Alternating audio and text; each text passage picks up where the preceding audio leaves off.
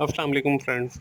मैं हूं मोहसिन रफ़ा और आप लोग देख रहे हैं 24 आवर 7 टीचर्स ऑनलाइन। क्लास चल रही है जी प्रोग्रामिंग की और आज हमारी क्लास है 16। हम लोगों ने दोस्तों एरे के ऊपर बात शुरू की थी। पिछले लेक्चर के अंदर हमने एरे के हवाले से एक एक्सरसाइज भी की और उसके साथ ही मैंने आपको एक सैम्पल प्रोग्राम भी करके दिखाया। दोस्तों एरे के ऊपर बात अभी जारी रहेगी। आज हम बात करेंगे जी मल्टी डायमेंशनल एरे की। पहले जो हम बात कर रहे थे वो सिंपल एरे की कर रहे थे। तो आज की क्लास शुरू करने से पहले दोस्तों हम लोग देख लेते हैं कि हमने अपनी पिछली क्लास के अंदर क्या किया था। दोस्तों पिछली क्लास के अंदर हम लोगों ने एरे के ऊपर अपनी बात शुरू की थी और साथ ही मैंने आप लोगों को बताया था कि एक एरे को हम कैसे डिक्लेयर करते हैं और बहुत सारे आपको तरीके भी बताए थे कि हम उसको वैल्यूज कैसे असाइन करते हैं। और at the end of the lecture मैंने आपको एक सैम्पल प्रोग्राम भी करके दिखाया था और आपको एक एक्सरसाइज दी थी। मुझे उम्मीद है सारे दोस्तों ने वो एक्सरसाइज कर ली होगी। दोस्तों मुझे पूरी उम्मीद है कि आप लोग एक अच्छे प्रोग्रामर बन ही गए होंगे और प्रॉब्लम्स को सॉल्व करना भी सीख लिया होगा, कोड करना भी आपको आ गया होगा और सी प्लस प्लस के जो हैं अब आप ऑलमोस्ट एक्सपर्ट बनते चले जाएंगे। दोस्तों आज की क्लास के अंदर हम लोग अपनी बात जो है वो एरे के ऊपर जारी रखेंगे और एरे के अंदर और बहुत सारी खूबसूरत चीज़ों को देखेंगे और आज का लेक्चर जो है इसके ज़रिए हम जो प्रोग्राम करेंगे वो भी आपको अच्छे लगेंगे।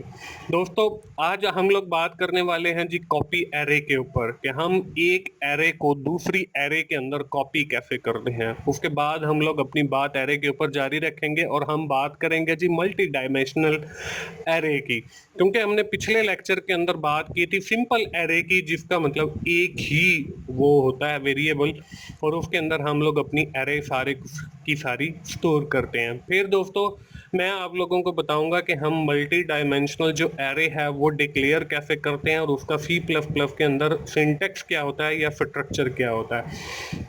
उसके बाद दोस्तों हम बात करेंगे कि हम उस मल्टी डायमेंशनल एरे को वैल्यूज कैसे असाइन करेंगे या उसको इनिशियलाइज कैसे करेंगे।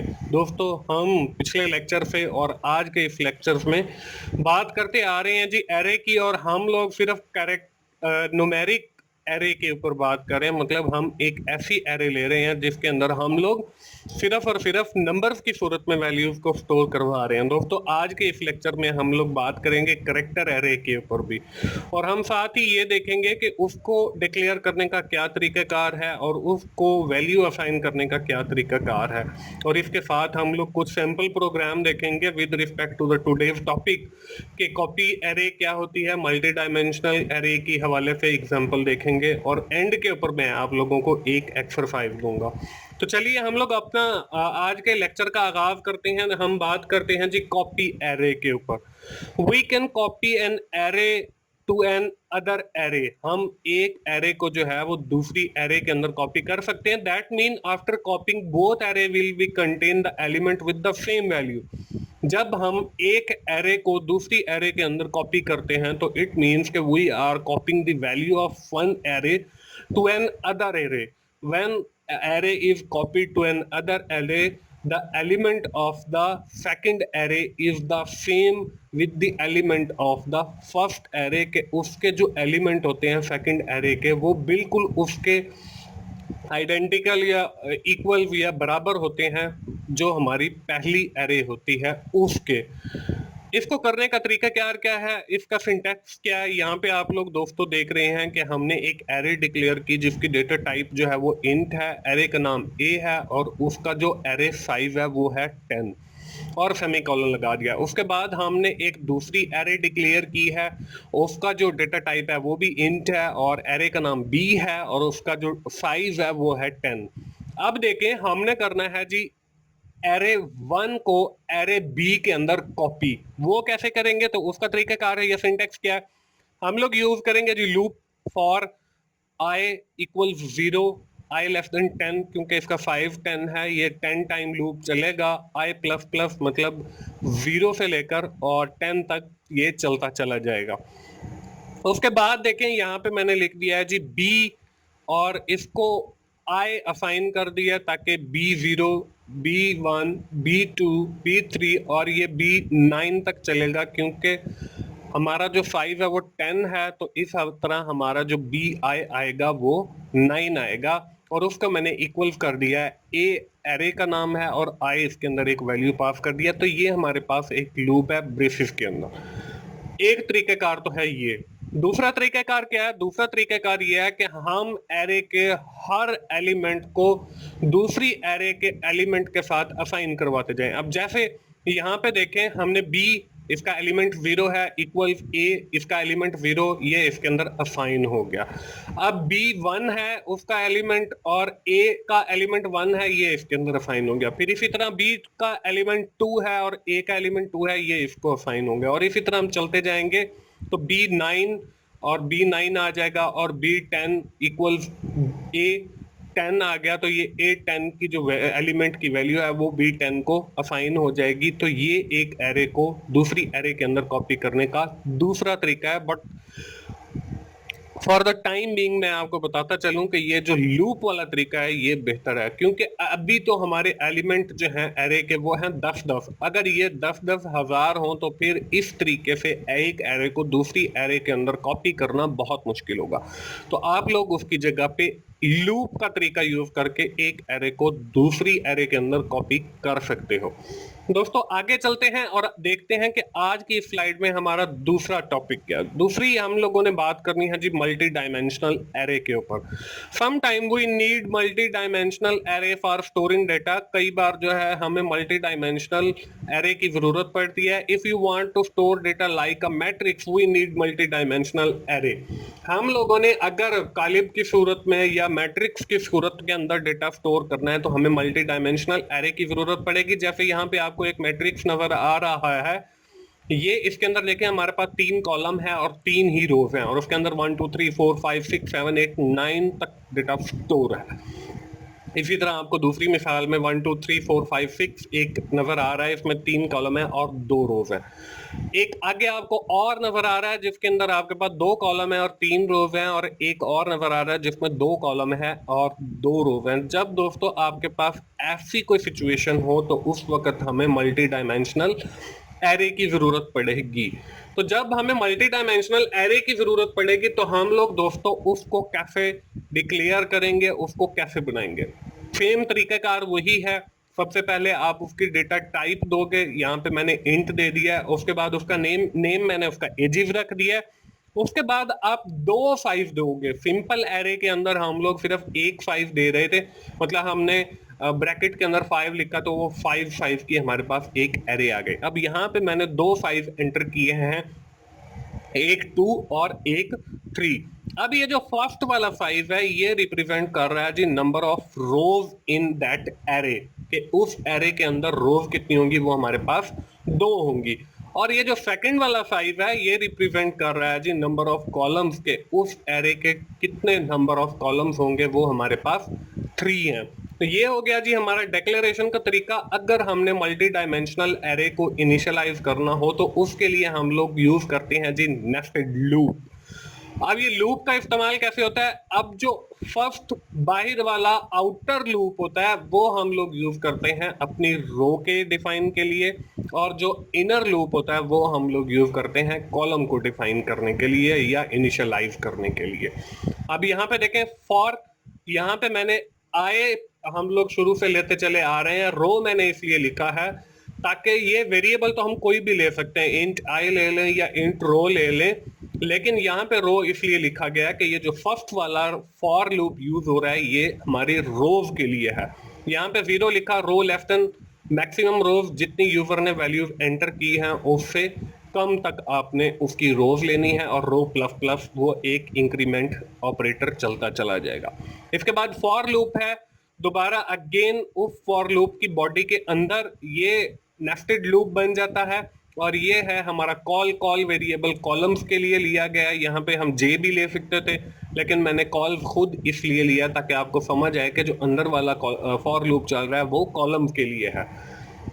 और उस कॉल को किया हमने इक्वल 0 सेमी कॉलन लगाया, फिर call less than maximum call जितने यूजर ने एंटर किए हैं मैक्सिमम कॉलम उससे कम, और फिर आपका कॉल प्लस प्लस ये एक इंक्रीमेंट ऑपरेटर हो गया। सी इन यहाँ पे लगाया हम लोगों ने सी यहाँ पे मिसिंग है, सी इन लिखेंगे और मैट्रिक्स मैंने जो है एक एरे का नाम रखा हुआ है, यहाँ पे एजिस है लेकिन यहाँ पे मैट्रिक्स किया हुआ है, तो आप लोग यहाँ पे या तो मैट्रिक्स कर लें जब हमने ऊपर उसको डिफाइन किया, या फिर यहाँ पे एजिस कर लें जहाँ पे हम वैल्यू यूजर से गेट करें। फिर हमने दो वेरिएबल पास किए हैं कि ये रो वाला और एक कॉल्स वाला, तो यहाँ पे जो है यूजर वैल्यूज एंटर करता चला जाएगा with respect to rows and column. ये हो गया जी इनिशियलाइजेशन का तरीक़ाकार। दोस्तों आगे जो है हम बात करेंगे जी अब करेक्टर एरे की, क्योंकि हम पिछले लेक्चर में भी बात करते रहे हैं जिस एरे की वो भी नंबर्स की थी, और आज भी हम जो अब तक डिस्कशन कर चुके हैं वो हम नंबर एरे के ऊपर कर चुके हैं। If you want to store the alphabetic data we need to character type array, हमें जो है करेक्टर टाइप एरे की जरूरत पड़ेगी। For example we want to store our name like Mohsin Raza, हमने अगर मोहसिन रजा स्टोर करना है तो we need an array character type array, तो हमें करेक्टर टाइप एरे की जरूरत पड़ेगी। तो हम लोग ना सिर्फ न्यूमेरिक वैल्यूज के लिए एरे को डिफाइन कर सकते हैं, बल्कि हम करेक्टर टाइप डेटा के लिए भी एरे को जो है वो बना सकते हैं। उसको बनाने का तरीकाकार क्या है जी, हम डिक्लेयर कैसे करेंगे जी करेक्टर एरे, उसका तरीकाकार भी सेम एज इट इज वही है जो हमारा न्यूमेरिक के लिए है कि सबसे पहले डेटा टाइप आएगी, फिर एरे का नेम आएगा और फिर एरे का साइज आएगा।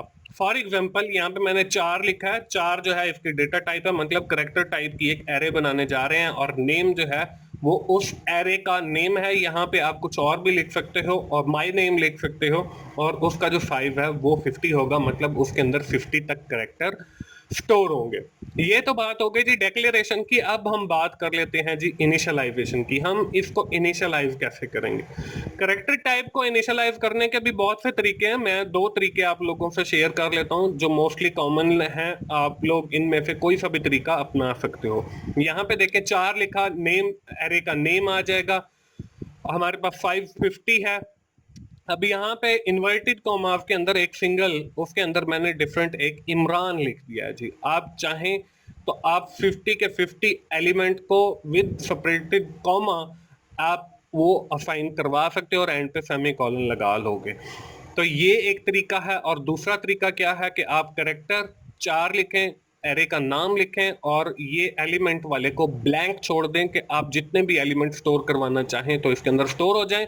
तो हम पूरा इकट्ठे का इकट्ठा जो है वो इमरान लिख देते हैं। अब इससे होगा क्या, इससे ये होगा कि फर्स्ट 0 पे आपको आई असाइन हो जाएगा, 1 पे जो है आपको एम असाइन हो जाएगा, 2 पे आपको आर असाइन हो जाएगा, 3 के ऊपर ए और 4 के ऊपर एन, ये खुद ब खुद असाइन हो जाएगा। तो ये 2 तरीके हैं आपको करेक्टर टाइप की एरे इनिशियलाइज करने के। तो दोस्तों हमने बात की एक कॉपी एरे की, एक मल्टी डायमेंशनल एरे की, और एक हमने बात की है जी करेक्टर टाइप एरे की। तो चलिए आगे देखते हैं आगे क्या है। आगे है जी हमारे पास एक सैंपल प्रोग्राम जो हम लोग अपना C++ जो हमारे पास डेवलपमेंट इन्वायरमेंट है, जैसे हम हर लेक्चर के अंदर करते हैं वैसे एक लिखना। Write a C++ program for copying an array, हमने एक प्रोग्राम लिखना है जो हम कॉपी एरे के लिए यूज करेंगे। और write another C++ program for making the matrix like that, आपने एक मैट्रिक्स बनाना है इस तरह का जिसके अंदर 3 कॉलम हो और आपके पास 2 रोज हो। तो ये मैट्रिक्स जो है with the help of multi dimensional array हम लोग यूज करके वो बनाएंगे। और इसको मैं आपको साथ के साथ जो है वो कोड भी करता जाऊंगा और साथ के साथ आपको बताता भी चला जाऊंगा कि आपने किस तरीके से जो है ये दोनों प्रोग्राम लिखने हैं। और मुझे उम्मीद है कि आप जो मैं प्रोग्राम लिखता हूँ वो आप लोगों को समझ आ ही जाता होगा। और आप लोग एक्सरसाइज जरूर किया करें ताकि आप लोगों की प्रैक्टिस हो सके। तो ये जो सब्जेक्ट है प्रोग्रामिंग, ये बेसिकली है ही प्रैक्टिस का। और आपने एक मुहावरा भी सुना होगा कि practice makes a man perfect. जितनी ज्यादा आप जो है प्रैक्टिस करेंगे उतने ज्यादा आप प्रोग्रामिंग के अंदर जो है वो परफेक्ट बनते चले जाएंगे जी।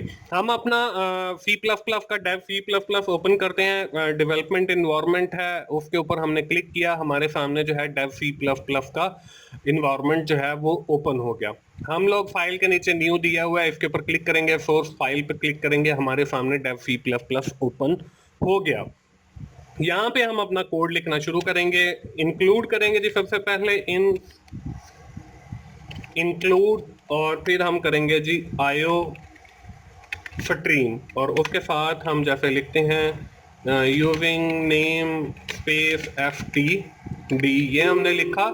ये लिखने के बाद हम लोग क्या करते हैं, ये लिखने के बाद हम एंटर करते हैं, और एंटर करने के बाद हमने जो है मेन फंक्शन लेना है, इंट मेन, और ब्रैकेट आ गई जी मेन की, और ये ब्रेसेस आ गई मेन की। अब इसके अंदर हमने सारा प्रोग्राम लिखना है। लिखने से पहले हम इसको सेव कर लेते हैं। फाइल पे हमने जाके सेव पे क्लिक किया, और इसको हम लिख रहे हैं जी कॉपी एरे का हम एक प्रोग्राम लिखने जा रहे हैं जी।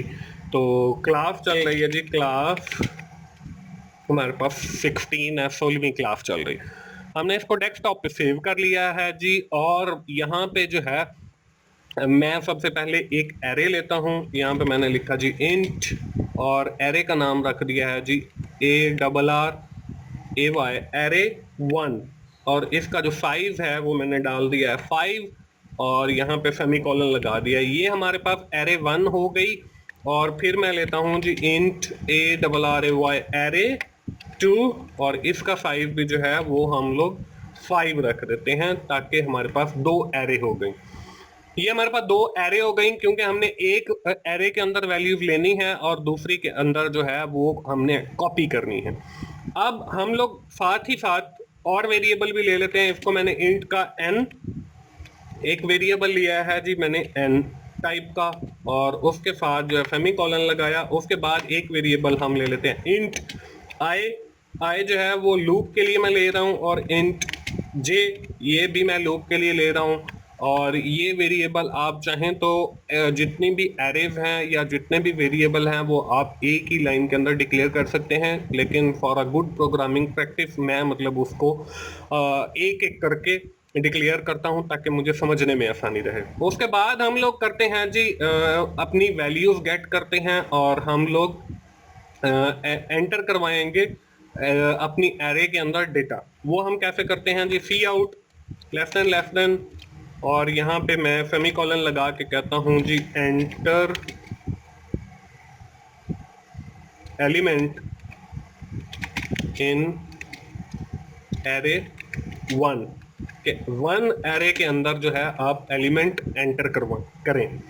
उसके बाद हम लोग क्या करते हैं, उसके बाद मैं एक लूप चलाता हूं जी। लूप चलाने के लिए फॉर लिखा, और इसके अंदर देखें हमने आई मैं पहले ले चुका हूं, तो आई इक्वल 0, और फिर आई लेस देन आपका 5 टाइम आपका लूप चलेगा, और आई प्लस प्लस, और इसकी ब्रेसिस के अंदर जो है वो मैं सी इन करवाता हूं, ताकि वो वैल्यू हम लोग जो है एंटर करवा सकें। और एरे का नाम लिखना है, एरे का नाम यहाँ पे मैं कॉपी कर लेता हूं ताकि गलती ना आए। एरे 1 लिखा, और 5 उसका 5 लिखा, और जो है हमने उसके एंड पे सेमीकोलन, और 5 की जगह पे हम आई को पास कर देते हैं ताकि वो 5 टाइम चल जाए। उसके बाद दोस्तों हम लोग इस फॉर लूप की बॉडी से बाहर आते हैं, और फिर हम जो हमने वैल्यू एरे 1 के अंदर ली है उसको हम एरे 2 के अंदर असाइन करते हैं। दोस्तों उसको असाइन करने के लिए भी मैं फॉर लूप का यूज कर रहा हूं, क्योंकि हमारे पास 2 तरीके हैं, मैंने आपको बताया था। एक तो वो कि आप सारी वैल्यूज को बारी बारी वो असाइन करते जाएं, और एक लूप के जरिए। तो मैं बारी बारी असाइन नहीं करता उसको, लूप के जरिए आई इक्वल 0 और आई लेस देन 5 और फिर आई प्लस प्लस और करली ब्रैकेट शुरू, और इसके अंदर हमने एरे 1 को एरे 2 के अंदर जो है वो असाइन करना है। तो हम लोग यहाँ पे एरे 2 को अपनी को कॉपी करते हैं, यहाँ पे आके मैं पेस्ट करता हूँ। यहाँ पे देखे मैंने आई असाइन कर दिया और इसको इक्वल कर दिया है एरे 1 के,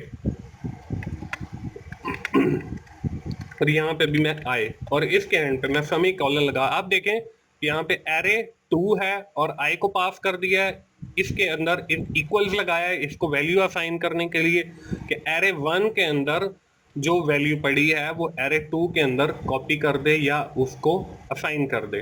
अब बारी आ जाती है जी उसको प्रिंट करने की कि हम लोग उसको प्रिंट कैसे करेंगे। तो यहाँ पे मैं प्रिंट कर लेता हूं जी। प्रिंट करने के लिए हम लोग लिखते हैं जी सी आउट और लेस देन और मैं यहाँ पे इन्वर्टेड कॉमास के अंदर लिख देता हूँ जी कॉपीड एरे। कॉपीड एरे के जो हमारी एरे कॉपी हुई है वो यहाँ पे आ जाएगी, और उसको प्रिंट करने के लिए भी हम लोग फॉर लूप का यूज करेंगे। और ये मैंने फॉर लूप लगाया, और इसके अंदर जो है वो हम वैल्यू देंगे। वो वैल्यू देने के लिए जो है हम लोग यूज करते हैं जी जे और इक्वल 0, जे लेस देन 5 और जे प्लस प्लस। और इसके अंदर हम लोग अपनी वैल्यू को जो है वो एरे 2 जिसको हमने वैल्यू असाइन किया वो प्रिंट कर लेते हैं। इसको मैं कॉपी कर लेता हूँ और यहाँ पे कहता हूँ जी सी आउट लेस देन और एरे का जो हमने नाम रखा है एरे 2, और उसको जो आई हमने एक वेरिएबल पास किया है, आई नहीं बल्कि जे हमने इसको हमने सेव किया। प्रोग्राम को सेव करने के बाद मैं इसको कंपाइल करता हूँ। कंपाइल करने के बाद यहाँ पे आ रहा है जी एरर। यहाँ पे कॉलन लगा हुआ है, हर लाइन के एंड पे सेमी कॉलन आता है, तो ये एरर हमने दूर किया। इसको फिर दोबारा कंपाइल किया। दोबारा जब मैंने कंपाइल किया तो यहाँ पे कोई कंपाइलेशन एरर नहीं है। तो इसको मैं रन करता हूँ। अब यहाँ पे देखें एंटर एलिमेंट इन एरे, तो यहाँ पे मैं एंटर करता हूँ जी 1, एंटर करके 2, फिर 3, फिर 4, फिर 5। तो यहाँ पे कॉपीड एरे जो है वो हमारे पास 1 2 3 4 5 आ गया। अब यहाँ पे ये सारी वैल्यू आपकी इकट्ठी आ रही हैं, हमने जो है वो अलग अलग एंटर की थी। तो उसको करने के लिए भी हम लोग तरीकेकार वो एंडल यूज कर सकते हैं। तो यहाँ पे एक मैं एंडल लगा देता हूँ शुरू में, cout less than endl और सेमी कॉलन, एंटर किया। इस एंडल को मैंने कॉपी किया, और कॉपी करने के बाद यहाँ पे कॉपीड एरे के बाद मैं लगा देता हूँ ताकि वो हमें क्लियर नजर आए। और फिर मैं एक एंडल लगा देता हूँ जहाँ पे हम उसको प्रिंट करवा रहे हैं। तो यहाँ पे मैं एक सी आउट को प्लेस किया, इसको मैं बंद कर देता हूँ।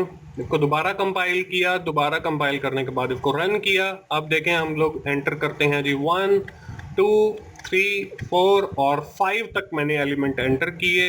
एंटर जैसे ही दबाया तो यहाँ पे देखें कॉपीड एरे आ गया, और उसमें देखें वैल्यू 1 2 3 4 5 आ गए। अगर मैं अपनी वैल्यू चेंज करता हूँ, इसको दोबारा रन करता हूँ, दोबारा रन करके यहाँ पे देखें मैंने लिखा जी 10 20 30 40 50 और एंटर दबाया, तो वो वही वैल्यू जो है एरे 1 वाली जो है वो एरे 2 के अंदर कॉपी होके यहाँ पे हमें स्क्रीन के ऊपर नजर आ गया। तो दोस्तों ये तो हो गया हमारा कॉपी एरे वाला प्रोग्राम, जो हमने यहाँ पे ये लिखा है write a C plus plus program for copying an array. अब हम लोग एक प्रोग्राम लिखेंगे, जो हम लिखेंगे write another C plus plus program for making the matrix. वो हमने कैसे करना है वो भी हम Dev C plus plus open कर लेते हैं जी। यहाँ पे मैंने इसको सेव किया, और सेव करने के बाद हम एक और नई फाइल लेते हैं, सोर्स फाइल, और यहाँ पे हम शुरू में वो इंक्लूड कर लेते हैं, इंक्लूड आईओ स्ट्रीम हमने लिखा, और यूजिंग नेम स्पेस ftd लिखा और इंट मेन हमने एक फंक्शन लिया जो हमारा मेन फंक्शन होता है, और उसके बाद हमने ब्रेसेस लगाई मेन की, और इसके अंदर हम अपना प्रोग्राम लिखेंगे। लेकिन लिखने से पहले मैं इसको सेव कर लेता हूँ जी। सेव दबाया और इसको मैंने लिखा जी मैट्रिक्स एरे, और क्लास चल रही है जी हमारी 16 सेव किया। और उसके बाद हम लोग क्या करते हैं जी, हम लोग सबसे पहले एक मल्टी डायमेंशनल एरे लेते हैं। मैंने लिखा जी इंट और एरे, एरे का नाम रख दिया, और उसका जो साइज है वो रखना है मैंने 10, और उसका दूसरा साइज जो है वो भी मैंने 10 रखना है। तो ये मैंने एक एरे ले लिया। अब इसके साथ कुछ वेरिएबल ले लेता हूँ, ताकि जो हमने आगे चल के वेरिएबल यूज करने हैं वो यहीं पे ही मैं डिक्लेयर कर देता हूँ। इंट है जी रो से हमें ये पता चलेगा कि हमने उस एरे की कितनी रोज रखनी है। उसके बाद मैं एक वेरिएबल ले लेता हूँ जी कॉल का। कॉल से हमें पता चलेगा कि हमने उस मैट्रिक्स के अंदर या उस एरे के कॉलम कितने रखने हैं। उसके बाद मैं एक वेरिएबल ले लेता हूँ जी, इंट आई और इंट जे। ये मैंने जो हम इसके अंदर प्रोग्राम के अंदर लूप यूज करने वाले हैं, और वहां पे जो हम वेरिएबल लेंगे फॉर लूप के लिए वो मैंने आई और जे ले लिया। आगे चलते हैं जी। आगे हमने क्या करना है जी, हमने सबसे पहले यूजर से इनपुट लेनी है। तो यहाँ पे मैं लिखता हूँ सी आउट लेस देन, और यहाँ पे मैं कहता हूँ जी एंटर नंबर ऑफ रोज, कि आपने जितनी नंबर ऑफ रोज एंटर करवानी है अपने मैट्रिक्स के लिए वो एंटर करें। और उसके बाद हम कहते हैं जी सी इन और ग्रेटर देन, और यहाँ पे मैं लिख देता हूँ हमने ये जो ऊपर एक वेरिएबल लिया है रो वाला, वो रो, ताकि जब भी यूजर कोई वैल्यू एंटर करेगा वो रो के अंदर स्टोर हो जाए।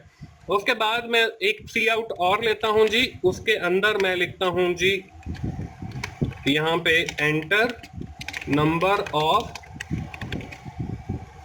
COLUM कॉलम्स, कि आपने उस मैट्रिक्स के जितने कॉलम लेने हैं वो हमने लिए, और यहाँ पे हमने सेमीकोलन लगाने के बाद एंटर किया, और यहाँ पे सी इन लिखा ग्रेटर देन, और हमने वेरिएबल का नाम कॉल रखा था, तो वो हम कॉल जो है नीचे उसके अंदर वैल्यू गेट कर लेंगे यूजर से। ये तो बात हो गई जी वैल्यू गेट करने की, ये तो हम लोग पहले भी कर चुके हैं। उसके बाद हम लोग एंटर करवाते हैं जी एरे के एलिमेंट। तो हम लिखेंगे जी cout less than enter, inverted comma के अंदर लिखेंगे enter array element for matrix, कि आपने मैट्रिक्स के लिए जो एलिमेंट एंटर करने हैं वो आप जो है एंटर करें। सेमीकोलन लगाया, सी आउट लगा के एंडल लगा देता हूं ताकि ये बिल्कुल अलग लाइन में नजर आए हमें, एंडल और एंटर। इसके बाद हम लोग क्या करेंगे, इसके बाद हम लोग फॉर लूप लगाएंगे, और फॉर लूप की बॉडी के अंदर मैं लिखता हूं कि I equals 0 semicolon I less then रो, के जितनी यूजर ने रो का नंबर ऊपर एंटर किया है आई जो है वो उससे कम तक चलेगा, और फिर आई प्लस प्लस। इसकी बॉडी के अंदर आपको पता है कि जब मल्टी डायमेंशनल एरे बनती है तो for loop, nested for loop हम लोग यूज करते हैं। तो नेस्टेड फॉर लूप देखें, फॉर लूप की बॉडी के अंदर ब्रेसेस के अंदर ही मैंने एक और फॉर लूप लिया, और ये एंटर कर देता हूं ताकि आपको क्लियर नजर आए। और ये देखें पहले फॉर लूप की ब्रैकेट यहाँ पे ब्रेसेस क्लोज हो रही हैं, ये दूसरे फॉर लूप की बॉडी है, और यहाँ पे मैंने लेना जे, और जे को मैंने लिखा इक्वल 0, और सेमीकोलन के बाद जे लेस देन जो है वो हमारा आना है कॉल, क्योंकि जितने वो कॉलम एंटर करेगा उससे कम तक ये अंदर वाला लूप चलेगा। उसके बाद जे प्लस प्लस, और इसके साथ हमने जो है ब्रेसिस के अंदर इस फॉर लूप की बॉडी लिखनी है, और यहाँ पे मैं सी इन करवा रहा हूं ताकि वो जो यूजर है वो एरे के अंदर एलिमेंट ऐड करे मैट्रिक्स के लिए। तो वो हमने जो एरे लिया है ऊपर, उस एरे का हम यहाँ पे नाम ले देंगे एरे ये वाली, और यहाँ पे वो मैंने नाम लिखा, सेमीकोलन लगा। अब यहाँ पे 5 दिया हुआ है तो 5 की जगह पे हम वेरिएबल पास कर देंगे। पहला वेरिएबल हमने आई लिया है और जो दूसरा वेरिएबल है वो हमने जे लिया है। तो इसके जरिए क्या होगा, इसके जरिए हमारा जो है ये फॉर लूप चलेगा, और फॉर लूप के अंदर जो है हमारा ये नेस्टेड फॉर लूप लगा हुआ है। बाहर वाला जो आउटर आपका फॉर लूप है ये आपकी रोज को गेट करेगा और कम से चलेगा, और उसके बाद इनर वाला जो फॉर लूप है वो आपके कॉलम्स को गेट करेगा और जितनी वैल्यू आएगी उससे कम तक चलेगा। और सी इन करवाया, जितनी बार ये रोज और कॉलम है उतनी दफा ये फॉर लूप जो है दोनों चलेंगे। इसके बाद हमने क्या करना है, इसके बाद हमने उस मैट्रिक्स को प्रिंट करवाना है। तो उसके लिए भी हम लोग लिखते हैं सी आउट लेस देन, और मैं यहाँ पे लिख देता हूँ जी के हमारा दी मैट्रिक्स इज, और यहाँ पे कॉलन लगा दिया है, यहाँ पे सेमी कॉलन लगाना है, और फिर हम लोग फॉर लूप यूज करके उसको प्रिंट करवाएंगे। फॉर लूप यूज किया, फॉर लूप के अंदर हम लोगों ने लिखा जी आई इक्वल 0, और फिर आई लेस देन रो और फिर आई प्लस प्लस। ये हमने फॉर लूप की पहले की ब्रेसेस लगाई, इसके साथ ही हमने नेस्टेड फॉर लूप लिया कॉलम्स के लिए, उसके लिए हमने जे लिखा इक्वल 0 सेमी कॉलन जे लेस देन हमारा कॉल आ जाएगा जितने हमने नंबर एंटर किया और जे प्लस प्लस, और यहाँ पे इसकी बॉडी के अंदर हम लोग लिखेंगे सी आउट और लेस देन हमने लिखा ताकि हमने प्रिंट करवाना है, और यहाँ पे हम उस एरे का नाम लिख देंगे जी। वो एरे है जी हमारे पास ये वाली, ये हमने एरे के नेम को कॉपी किया। यहाँ पे आके देखें एरे आई जे वेरिएबल हो गए जो हमने इसको पास कर रहे हैं, और सेमीकोलन हमने एंड पे लगा दिया। उसके बाद हम लोग इसी मतलब फॉर लूप के साथ जो है एक एंडल लगा देते हैं ताकि हमारा जो मैट्रिक्स की दूसरी रो होगी वो एंडल होके आगे चली जाए, मतलब दूसरी लाइन में आ जाए। एंडल लगाया सेमीकोलन। इसको हमने कर देना है जी दोस्तों सेव। आई थिंक हमारी मेन की ब्रैकेट जो है वो नहीं है, तो हम मेन की लगा देते हैं सेव। इसको मैं करता हूँ जी कंपाइल।